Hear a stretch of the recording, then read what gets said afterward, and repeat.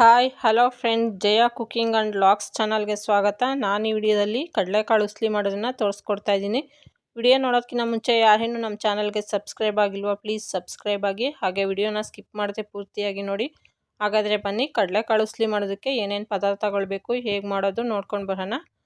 ನಾನಿಲ್ಲಿ ಮೊದಲನೇದಾಗಿ 1/4 kg ಕಡಲೆಕಾಳನ್ನು ತಗೊಂಡು ಒಂದು 8 ಗಂಟೆಗಳ ಕಾಲ ನೆನೆಸಿಟ್ಕೊಂಡಿದ್ದೀನಿ. ನೆನೆಸಿಟ್ಟಿರೋಂಥ ಕಡಲೆಕಾಳನ್ನು ಕುಕ್ಕರ್ಗೆ ಹಾಕಿ ರುಚಿಗೆ ತಕ್ಕಷ್ಟು ಉಪ್ಪನ್ನು ಹಾಕ್ಕೊಂಡು ಕಾಳು ಮುಳುಗುವಷ್ಟು ನೀರನ್ನು ಹಾಕಿ ಲಿಡ್ ಕ್ಲೋಸ್ ಮಾಡಿ ನಾನು ಬೇಯೋದಕ್ಕೆ ಇಡ್ತಾಯಿದ್ದೀನಿ.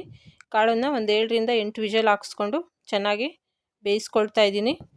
ಇನ್ನು ಒಗ್ಗರಣೆಗೆ 2 ಮೀಡಿಯಮ್ ಸೈಜ್ ಈರುಳ್ಳಿನ ಚಿಕ್ಕದಾಗಿ ಹಚ್ಚಿಟ್ಕೊಂಡಿದ್ದೀನಿ. ಒಂದು 7 ರಿಂದ 8 ಮೆಣಸಿನ್ಕಾಯಿ ಚಿಕ್ಕದಾಗಿ ಹಚ್ಚಿರೋದು, ಸ್ವಲ್ಪ ಕರಿಬೇವು, ಸ್ವಲ್ಪ ಸಾಸಿವೆ, ಸ್ವಲ್ಪ ಕೊತ್ತಂಬರಿ ಸೊಪ್ಪು, ಅರ್ಧ ಕಪ್ ಅಷ್ಟು ತೆಂಗಿನಕಾಯಿ ತುರಿ, ಸ್ವಲ್ಪ ಅಡುಗೆ ಎಣ್ಣೆನ ತಗೊಂಡಿದ್ದೀನಿ. ಇನ್ನು ಕಾಳು ಬೇಯೋದಕ್ಕೆ ಇಟ್ಟಿದ್ವಲ್ಲ, 7 ರಿಂದ 8 ವಿಷಲ್ ಆದಮೇಲೆ ಕುಕ್ಕರ್ ತಣ್ಣಗಾದ್ಮೇಲೆ ಓಪನ್ ಮಾಡ್ತಾಯಿದ್ದೀನಿ. ಕಾಳು ಚೆನ್ನಾಗಿ ಬೆಂದಿದೆ. ಕಾಳನ್ನು ಕೈಯಲ್ಲಿ ಪ್ರೆಸ್ ಮಾಡಿದ್ರೆ ಪ್ರೆಸ್ ಆಗೋ ಥರ ಇರಬೇಕು ನೋಡಿ. ಈ ರೀತಿಯಾಗಿ ತುಂಬ ಸ್ಮೂತಾಗಿ ಬೇಯಿಸ್ಕೊಂಡಿದ್ದೀನಿ.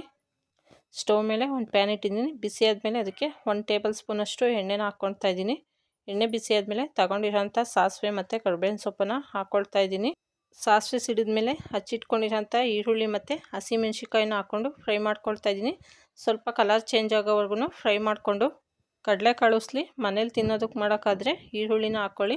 ಪೂಜೆ ನೈವೇದ್ಯಕ್ಕೆ ಮಾಡೋಂಗಿದ್ರೆ ಈರುಳ್ಳಿನ ಯೂಸ್ ಮಾಡಬಾರ್ದು.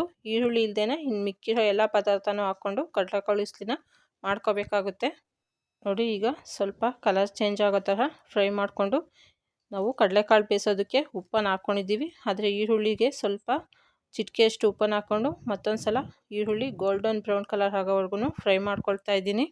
ಈರುಳ್ಳಿ ಮೆಣಸಿನ್ಕಾಯಿ ಎಲ್ಲ ಚೆನ್ನಾಗಿ ಫ್ರೈ ಆಗಿದೆ. ಈಗ ಬೇಯಿಸಿಟ್ಕೊಂಡಿರೋ ಅಂಥ ಕಡಲೆಕಾಳನ್ನು ನೀರನ್ನು ಬಸಿದು ಬರೀ ಕಾಳು ಮಾತ್ರ ಹಾಕ್ಕೊಳ್ತಾ ಇದ್ದೀನಿ. ಬೇಯಿಸಿರೋಂಥ ಕಡಲೆಕಾಳು ಹಾಕ್ಕೊಂಡ್ಮೇಲೆ ತಗೊಂಡಿರೋಂಥ ಅರ್ಧ ಕಪ್ಪಷ್ಟು ತೆಂಗಿನಕಾಯಿ ತುರಿ ಮತ್ತು ಚಿಕ್ಕದಾಗಿ ಕಟ್ ಮಾಡ್ಕೊಂಡಿರೋಂಥ ಕೊತ್ತಂಬರಿ ಸೊಪ್ಪನ್ನು ಹಾಕಿ ಮತ್ತೊಂದು ಸಲ ನೀಟಾಗಿ ಮಿಕ್ಸ್ ಮಾಡ್ಕೊಳ್ತಾ ಇದ್ದೀನಿ. ತೆಂಗಿನಕಾಯಿ ಮತ್ತು ಕೊತ್ತಂಬರಿ ಸೊಪ್ಪು ಹಾಕಿದ್ಮೇಲೆ ಸ್ಟವನ್ನು ಲೋ ಫ್ಲೇಮಲ್ಲಿ ಇಟ್ಟು ನೋಡಿ, ಈ ರೀತಿಯಾಗಿ ಚೆನ್ನಾಗಿ ಮಿಕ್ಸ್ ಮಾಡಿಕೊಂಡ್ರೆ ಕಡಲೆಕಾಳು ಉಸ್ಲಿ ರೆಡಿಯಾಗುತ್ತೆ. ಇದನ್ನು ನಾನೀಗ ಸರ್ವಿಂಗ್ ಪ್ಲೇಟ್ಗೆ ಸರ್ವ್ ಮಾಡ್ಕೊಳ್ತಾ ಇದ್ದೀನಿ. ವಿಡಿಯೋ ನಿಮ್ಗೆ ಇಷ್ಟ ಆಗಿದರೆ ಲೈಕ್ ಮಾಡಿ, ಶೇರ್ ಮಾಡಿ, ಕಮೆಂಟ್ಸ್ ಮಾಡಿ. ಈ ದಿನದ ಯೂಸ್ಫುಲ್ ಟಿಪ್ಸ್: ಹಸಿ ಈರುಳ್ಳಿಯನ್ನು ಚೆನ್ನಾಗಿ ಅಗೆದು ತಿನ್ನೋದ್ರಿಂದ ದಂತಕ್ಷಯ ನಿವಾರಣೆ ಆಗುತ್ತೆ. ವಿಡಿಯೋ ನೋಡಿದ್ದಕ್ಕಾಗಿ ಧನ್ಯವಾದಗಳು.